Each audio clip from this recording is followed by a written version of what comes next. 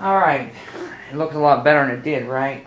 Okay, I think I'm going to start cleaning up now. Actually, I did pretty good. I got half this room done. This here I'm going to do tomorrow. This wall here, I'm going to scrub it down and do it tomorrow. That's the only scrubbing I have to do. And, of course, I have that window to do and the baseboard around there, and that's it.